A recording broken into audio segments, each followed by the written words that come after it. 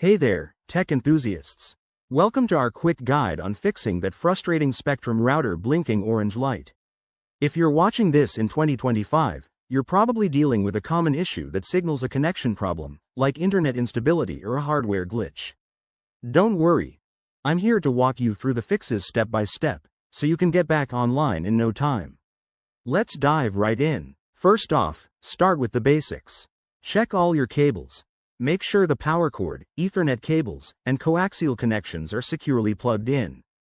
A loose cable is often the culprit, and tightening them up could resolve the blinking light instantly.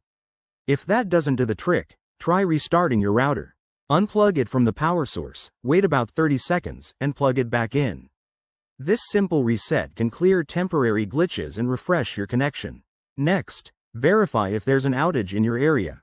Head over to the Spectrum website or app and check their service status page. If there's a widespread issue, you'll just have to wait it out, but if everything looks good on their end, move on to the next step. Now, let's talk about firmware updates. Outdated software can cause all sorts of problems, so log into your router's admin page, usually by typing 192.168.1.1 into your web browser. Look for a firmware update option and install any available updates. Remember to do this while connected to the router via Ethernet for stability. If the orange light persists, it might be time for a factory reset. This will erase all custom settings, so note down any important configurations first. To reset, find the reset button on your router, press and hold it for 10 to 15 seconds until the lights flash, then let it reboot. Once it's back up, reconfigure your settings as needed.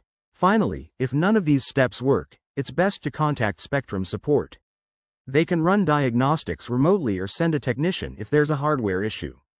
There you have it. Easy fixes for your blinking orange router in 2025. Thanks for watching, and if this helped, give us a thumbs up and subscribe for more tech tips. Stay connected.